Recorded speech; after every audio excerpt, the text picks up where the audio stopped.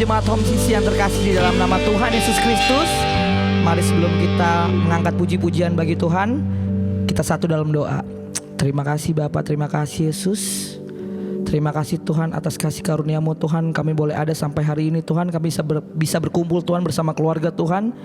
Kami ingin menaikkan pujian syukur kami Tuhan. Kami ingin menyembah nama-Mu Tuhan. Kami ingin menaikkan puji-pujian syukur Tuhan. Kiranya dapat menjadi dupa yang harum Tuhan di hadapan-Mu Tuhan. Dapat menyenangkan hati-Mu Tuhan. Dan kalau boleh Tuhan lawat kami Tuhan pada hari ini Tuhan. Jamah hati kami Tuhan. Haleluya, haleluya Bapa. Lalu dalam anak-Mu Yesus Kristus kami sudah berdoa dan mengucap syukur kepada Bapa di surga yang siap memuji Tuhan. Katakan amin. Amin. Mari yang siap memuji Tuhan katakan haleluya.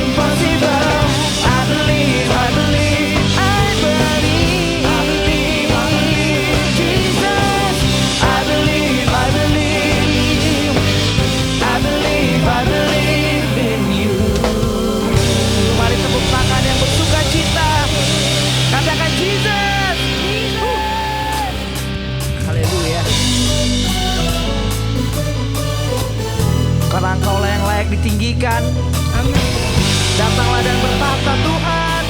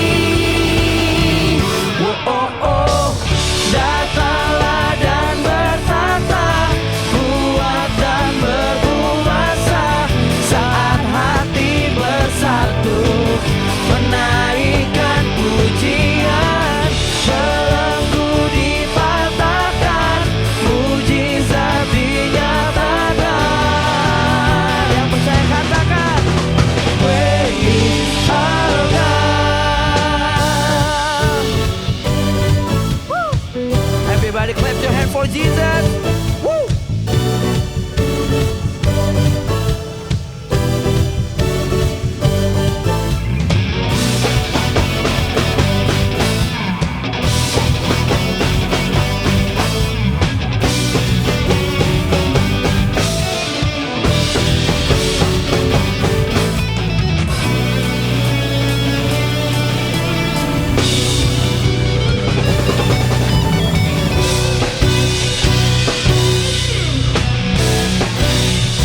Mari satukan suara.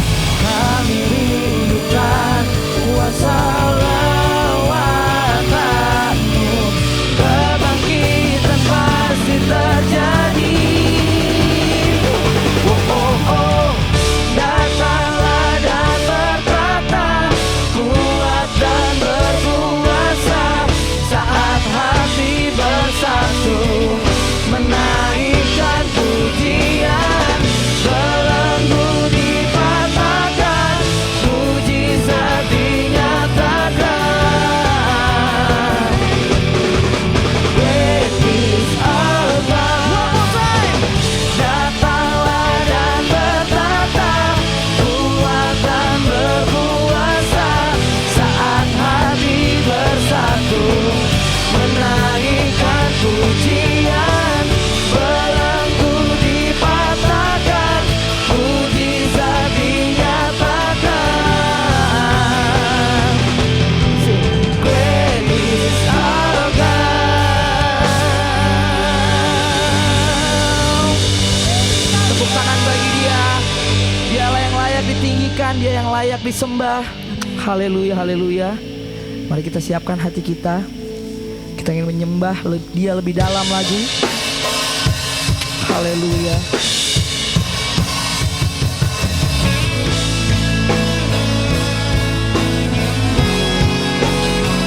Kami meninggikan nama Engkau, Yesus. Haleluya.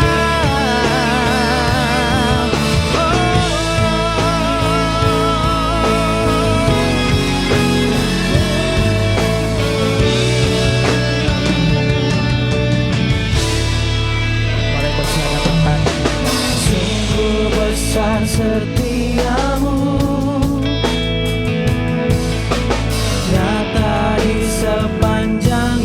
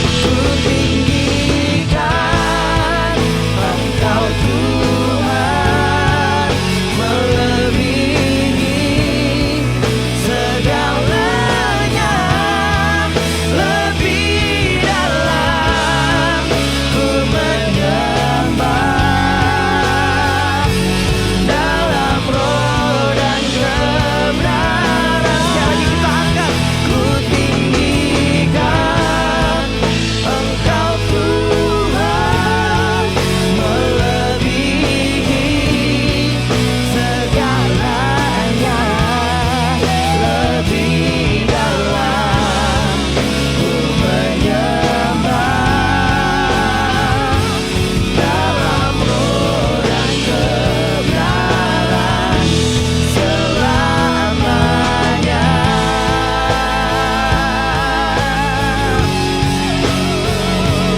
Dalam roh dan kebenaran selamanya.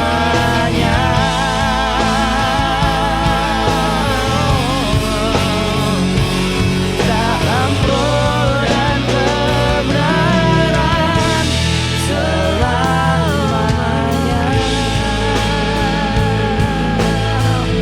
Terima kasih Tuhan, terima kasih Yesus.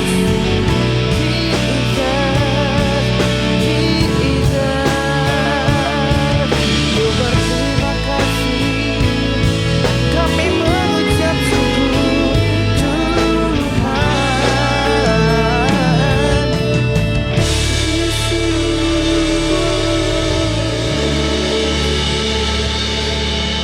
Mari kita satu hati dalam doa. Bapa yang baik, terima kasih buat kasih setia, buat kebaikan Tuhan dalam kehidupan kami. Terima kasih kalau kami boleh memuji dan menyembah Engkau di dalam roh dan kebenaran ketika kami datang kepadamu pada pagi hari yang indah ini. Kami sungguh mengucap syukur buat semua kebaikan Tuhan. Bapa yang baik, sebentar kami akan mendengarkan firman-Mu. Terangi hati dan pikiran kami hingga kami boleh mengerti apa yang Engkau mau di dalam kehidupan kami. Sehingga kami boleh membuka hati kami untuk mengaplikasikan segala Tuhan firman-Mu di dalam yang akan disampaikan nanti. Terima kasih Tuhan Yesus, kami sudah berdoa dan mengucap syukur. Haleluya. Amin. Shalom Bapak Ibu Saudaraku, rekan-rekan terkasih Jemaat Home CC dimanapun berada.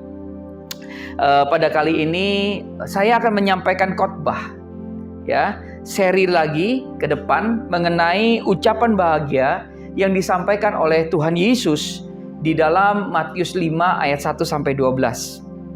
Sebelum saya menyampaikan khotbah ucapan bahagia yang disampaikan oleh Tuhan Yesus ini, maka khusus untuk hari ini saya akan membahas mengenai latar belakang, mengenai gambaran dan latar belakang khotbah di bukit ini, sehingga kita semua dapat mengerti dan memahami situasi dan kondisi pada saat itu. Dengan kita memahami ini, maka saya percaya bahwa khotbah-khotbah yang nanti disampaikan di minggu-minggu berikutnya, Bapak Ibu Saudara dapat memahami dengan lebih jelas. Nah, sedikit flashback Bapak Ibu Saudaraku, ketika Tuhan Yesus selesai dibaptis, ya, penulis kitab ini yaitu Matius menunjukkan kepada pembaca bahwa telah tiba saatnya bagi Tuhan Yesus untuk melakukan pelayanannya, termasuk pengajarannya. Nah, cara Tuhan Yesus mengajar ternyata tidak seperti ahli-ahli Taurat yang selalu ada di sinagoge, dan yang dimana mereka melakukan cara mengajarnya itu dengan cara yang membosankan. Bapak Ibu Saudaraku, Jemaat Home CC dimanapun berada, perlu kita ketahui bahwa tulisan para rasul di Alkitab yang kita baca sebenarnya merupakan ringkasan dari apa yang diajarkan oleh Tuhan Yesus. Sangat mungkin ajaran seperti ucapan bahagia ini merupakan ringkasan yang dituliskan oleh Matius. Namun pendengar langsung pada saat itu mendapatkan penjelasan dengan lengkap dari Tuhan Yesus. Bahkan para pendengar juga dapat bertanya kepada Tuhan Yesus pada saat itu.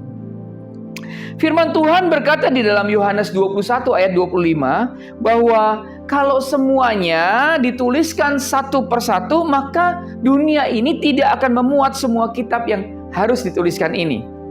Maka Bapak Ibu Saudaraku, kita harus mengerti bahwa apa yang tertulis, ya, hanyalah ringkasan poin-poin yang dirangkum oleh penulis kitab, yaitu oleh Matius. Nah, karena yang tertulis di Alkitab ini hanyalah ringkasannya saja, maka para hamba Tuhan, ya, para pengkhotbah, ya, harus memohon kepada Roh Kudus agar mendapatkan pencerahan, ya, dan mencari data mengenai latar belakang pada saat itu. Supaya apa? Supaya dapat mengerti, ya, dengan lebih benar, ya, dengan lebih jelas mengenai pengajaran Tuhan Yesus secara baik dan benar. Maka daripada itu, itulah salah satu tugas para hamba Tuhan yang menyampaikan khotbah, agar khotbah yang disampaikan dapat mendarat di hati dan pikiran para pendengarnya.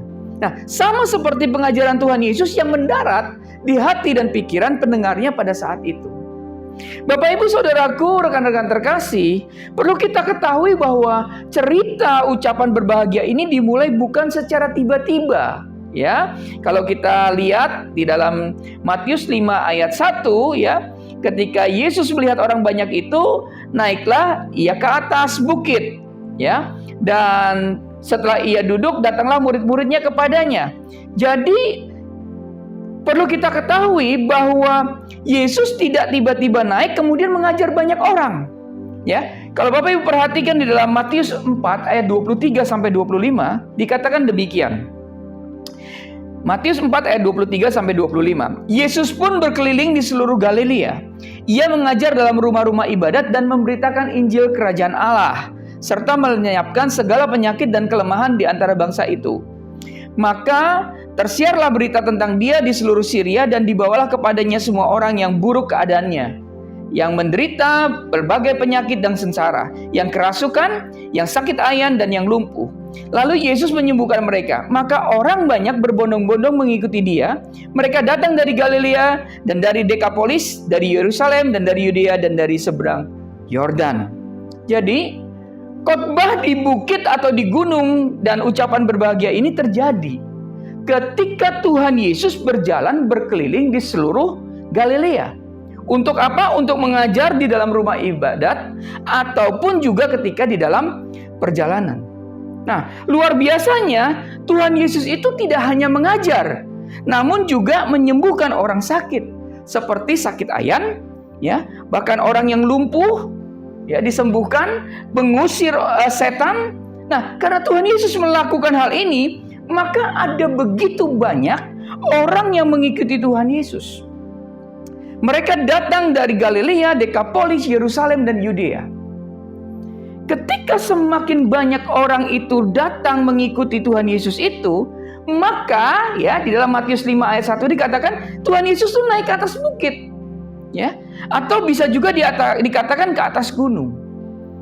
Bapak, Ibu, Saudaraku, keadaan geografis Israel memang berbukit-bukit dan bergunung-gunung. Begitu banyak bukit, gunung, lembah, dan juga jurang. Gunung atau bukit ini terletak di suatu tempat di sekitar Kapernaum. Ya, tetapi di mana tepatnya memang tidak disebutkan. Nah, tapi menurut tradisi, gunung ini tidak jauh dari sebelah barat laut dari Kapernaum. Bukit ini kemudian dikenal dengan nama Quran Hutin atau Tanduk Hutin. Mengenai bukit ini, ya, Profesor Hackett, ya, seorang penulis buku, ya, Illustration of Scripture, mengatakan bukit yang dimaksudkan itu berbatu dan menjulang curam, ya, pada ketinggian di atas dataran. Bukit ini memiliki dua puncak dengan sedikit cekungan di antara keduanya, dan dari titik-titik yang menonjol ini atau tanduk, ya, karena itulah bukit ini dinamakan sebagai Quran Hutin atau Tanduk Hutin. Dan dari puncaknya orang-orang itu bisa melihat pemandangan Laut Tiberias secara penuh. Bapak, Ibu, Saudaraku, rekan-rekan terkasih, jemaat HomeCC dimanapun berada, karena itulah Tuhan Yesus naik ke atas bukit. Karena akan lebih mudah untuk berbicara kepada orang banyak dari tempat yang lebih tinggi daripada jika ia berada di tempat yang sama dengan mereka. Mungkin kita sering mendengar bahwa orang-orang yang digambarkan, ya, sedang memandang ke arah pembicara dari sisi bukit. Ya, sebenarnya, ya, hal ini tidak mungkin dilakukan di tempat ini. Karena tempat ini terlalu curam dan terlalu tinggi, ya. Jadi posisi ini jelas tidak memungkinkan. Namun Tuhan Yesus sangat mungkin duduk di sana, ya, di tengah-tengah para pendengarnya. Karena apa? Karena di sana tersedia tempat yang cukup luas untuk menampung ratusan orang yang mungkin hadir pada saat itu. Nah, Bapak, Ibu, Saudaraku, ketika Tuhan Yesus akan mengajar, dikatakan dalam Matius 5 ayat 1, ketika Yesus melihat orang banyak itu, naiklah ia ke atas bukit, ya. Dan setelah ia duduk, ya, datanglah murid-muridnya kepadanya. Menurut William Barclay dari Cambridge Bible Commentary, kebiasaan seorang rabi Yahudi itu ketika secara resmi mengajar, ia akan duduk dan menyampaikan pengajarannya. Ya, hal ini berbeda dengan para pengkhotbah di Indonesia. Ya, kenapa? Karena terasa tidak sopan ketika mengajar atau berkhotbah ya dengan duduk di kursi di saat berada di panggung. Ada kesan mungkin santai gitu ya. Ada kesan tidak serius gitu. Ya, ketika pengkhotbah duduk di panggung. Dari hal ini kita perlu belajar Bapak Ibu Saudaraku, bahwa budaya di lingkungan Yahudi tidak selalu dapat diaplikasikan ya dalam budaya di Indonesia. Jangan pernah meniru budaya masyarakat Yahudi secara mentah-mentah Bapak Ibu Saudaraku, ya, tanpa mempertimbangkan budaya di Indonesia. Maka kita perlu belajar bahwa seorang pengkhotbah harus bisa mengaplikasikan apa yang tertulis di Alkitab dan di dalam kehidupan sehari-hari. Nah, Bapak Ibu Saudaraku, ketika kita membaca dalam Matius 5 ayat 2, dikatakan bahwa maka Yesus pun mulai berbicara dan mengajar mereka. Tampaknya frase kata mulai berbicara terlihat biasa saja tanpa makna. Namun ungkapan ini dalam bahasa Yunani memberikan dua makna Bapak Ibu Saudaraku. Ya, makna mulai berbicara yang pertama di dalam bahasa Yunani ini menunjukkan ucapan yang penuh wibawa, ucapan yang serius, ucapan yang penuh hikmat. Ya, hikmat ya. Ungkapan ini dipakai pada sesuatu yang berkenaan dengan hal yang ilahi, ya, hal yang ilahi, yang mulia begitu ya. Jadi perkataan Tuhan Yesus pada saat itu penuh kuasa dan karisma yang mungkin tidak dimiliki oleh para ahli Taurat pada saat itu. Nah, yang kedua, ungkapan mulai berbicara ini dipakai oleh seseorang yang hatinya tulus, yang hatinya tulus ikhlas dan sungguh-sungguh ketika berkata-kata. Terbuka apa adanya, ya, tanpa ditutupi atau tanpa tedeng aling-aling. Nah, karena itulah sebagai seorang hamba Tuhan, ya, dan seorang yang sedang berkhotbah haruslah bersungguh-sungguh untuk memohon kasih karunia Tuhan. Ya, kenapa? Sehingga ketika ia berkhotbah, ia akan mendapatkan pengurapan dari Roh Kudus, dan apa yang disampaikan oleh pengkhotbah itu mendarat di hati pendengar. Bisa dibayangkan Bapak Ibu Saudaraku, ketika jemaat sudah siap mendengarkan kebenaran firman Tuhan, dan ternyata yang berkhotbah asal-asalan dalam menyampaikan firman Tuhan, ya, tentu ini sebuah kejahatan di mata Tuhan. Karena itu sebagai pengkhotbah, saya pun perlu berdoa dan mempersiapkannya dengan baik agar jemaat diberkati, agar Bapak Ibu Saudaraku diberkati melalui khotbah dan pengajaran ini. Bapak Ibu Saudaraku, rekan-rekan terkasih jemaat Home CC dimanapun berada, ketika Tuhan Yesus mulai mengajar, ya, dalam tenses Yunani atau grammar Yunani menggunakan tenses imperfect, ya, yang berarti bahwa hal ini terjadi secara berulang-ulang. Dan memang tulisan Alkitab mengenai ajaran khotbah di bukit ini tidak sama dengan kejadian pada saat itu. Seperti yang telah saya katakan di awal, bahwa apa yang tertulis di Matius merupakan ringkasan dari pengajaran Tuhan Yesus, yang mungkin saja pada saat itu terjadi tanya jawab yang intens dengan para pendengar. Dan khotbah di bukit ini tentu memerlukan waktu yang panjang, ya, dan terjadi berkali-kali. Sementara ketika kita membacanya hanya dituliskan satu kali saja oleh Matius. Nah, pertanyaannya, mengapa Tuhan Yesus perlu mengajar berkali-kali kepada para pendengarnya? Karena pada dasarnya manusia harus menerima ajaran berkali-kali, ya, dan dalam waktu yang sangat panjang supaya apa? Sampai benar-benar mengerti akan perkataan firman Tuhan. Bukankah kita ketika masih kecil juga selalu diajarkan puluhan bahkan ratusan kali oleh orang tua kita, ya, sampai diri kita dewasa dan bisa melakukan sesuai tanpa diperintahkan. Jadi melakukan sesuatu tanpa diperintahkan, kenapa? Karena kita sudah mendengar, diajar puluhan dan berkali-kali, ya, bahkan ratusan kali oleh orang tua kita. Misal, ketika saya masih kecil, orang tua saya selalu mengatakan untuk meletakkan sandal secara rapi ketika akan masuk rumah, ya, dan hal itu tidak disampaikan hanya satu kali. Namun mulai dari kecil sampai remaja terus disampaikan. Karena saya seringkali malas merapikan, karena toh nanti akan dipakai lagi. Itu pikirnya kita, ya, pikirnya saya. Namun karena ajaran yang tidak lelah dari orang tua saya membuat diri saya akhirnya terbiasa, ya, menjadi habit ya, supaya merapikan sandal atau sepatu sebelum masuk rumah. Dan ternyata ini membuat rumah menjadi rapi dan tidak berantakan. So, seperti inilah Tuhan Yesus ketika mengajar orang banyak, Bapak Ibu Saudaraku. Tuhan Yesus mengajar berkali-kali, tidak hanya pada kesempatan itu. Namun pengajaran yang Tuhan Yesus sampaikan disampaikan terus-menerus dan berulang-ulang pada hari-hari berikutnya. Memang Matius menuliskannya hanya satu kali saja, ya, agar pembaca tidak perlu membaca berulang-ulang.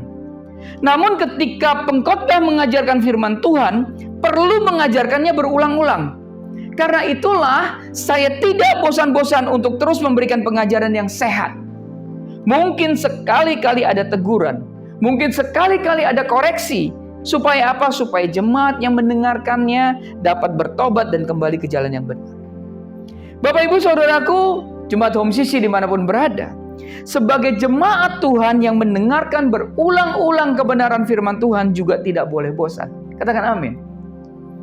Sikap jemaat ketika mendengarkan kebenaran firman Tuhan haruslah seperti anak kecil yang mendengarkan ajaran orang tuanya. Katakan amin. Ya, yang terus-menerus mendengarkan ajaran dan teguran hingga kita benar-benar melakukan kebenaran firman Tuhan tersebut. Sama seperti para pendengar yang mendengarkan khotbah Yesus di bukit ini. Mereka juga mendengarkannya berulang-ulang pengajaran yang disampaikan. Coba Bapak Ibu Saudara bayangkan betapa pengorbanan orang-orang yang mendengarkan pengajaran Tuhan Yesus, bahwa mereka meninggalkan rumahnya, mereka meninggalkan pekerjaannya, mereka meninggalkan segala macam urusan, dan semua itu dilakukan untuk mendengarkan ajaran Tuhan Yesus. Maka bila Bapak Ibu Saudara pada saat itu ya ada di sana, bisa dibayangkan ya pengorbanan yang begitu luar biasa. Jadi kalau Bapak Ibu Saudara hari ini mendengarkan khotbah ini di mana saja dan dalam waktu kapanpun, sebenarnya pengorbanan yang kita lakukan tidaklah seberapa dibandingkan dengan orang-orang ya yang mengikuti Yesus pada waktu itu. Jadi begini maksud saya. Kalau kita dapat mendengarkan khotbah ini dengan waktu dan tempat yang jauh lebih baik, ya, kemudian lebih mudah, ya, dan semuanya serba lebih ya dibandingkan yang orang-orang pada masa itu, maka sesungguhnya kita harus bersyukur kepada Tuhan. Saya juga mengajak agar jemaat yang mendengarkan khotbah ini untuk sungguh-sungguh memperhatikan ajaran-ajaran yang disampaikan. Agar apa? Agar kebenaran firman Tuhan yang disampaikan dapat masuk ke dalam hati dan pikiran kita, serta melakukannya dengan sungguh-sungguh.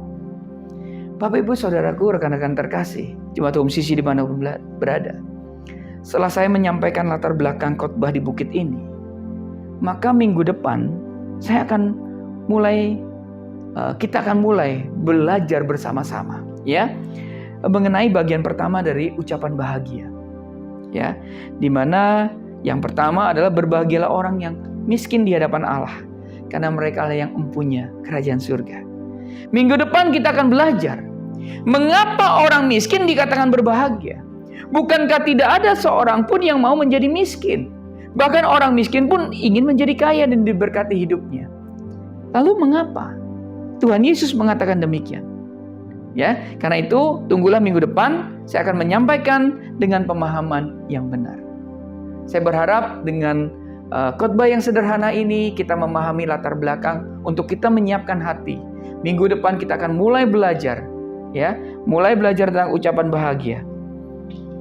Saya berharap selama seminggu ini Bapak Ibu juga sudah siapkan hati, ya, untuk dapat memahami pengajaran yang akan disampaikan mulai minggu depan. Jadi, Bapak Ibu Saudaraku, mari jangan bosan-bosan untuk mendengarkan pengajaran. Sama seperti murid-murid pada saat itu, pada saat Yesus hadir di bumi.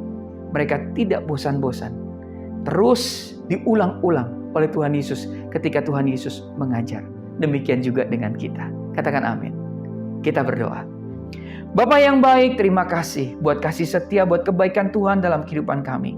Terima kasih buat firman-Mu yang sudah disampaikan.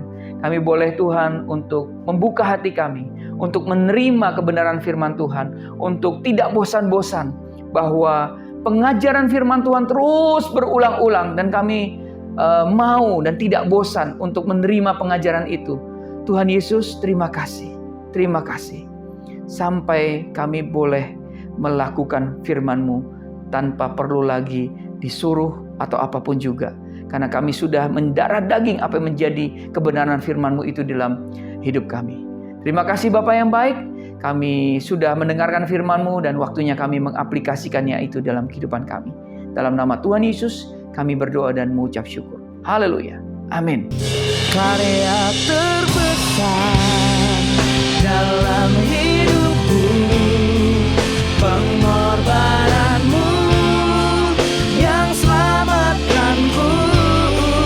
Engkaulah harta yang tak ternilai, yang ku miliki dan ku hargai. Yesus, Engkau ku kagumi. Karya terbesar dalam hidupku, pengorbananmu yang selamatkanku. Engkaulah harta yang tak ternilai, yang ku miliki dan ku hargai. Yesus, Engkau ku kagumi. Yesus, Engkau ku kagumi. Yesus, Engkau ku kagumi.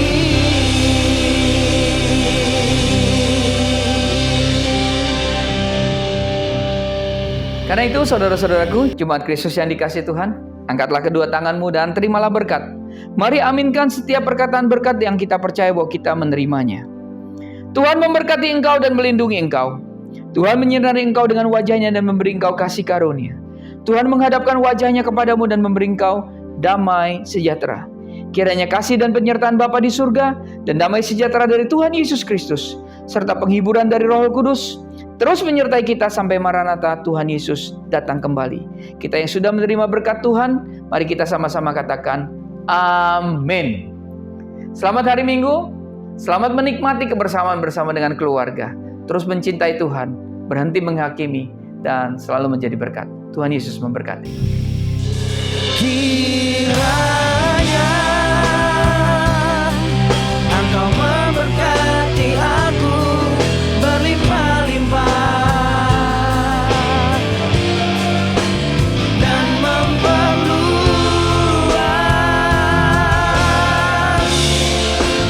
daerahku,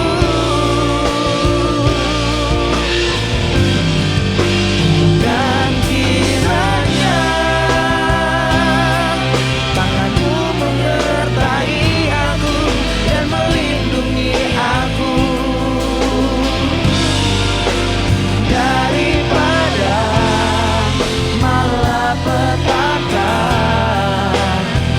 sehingga kesakitan tidak menimpa aku, sehingga kesakitan tidak menimpa aku, sehingga kesakitan tidak menimpa aku.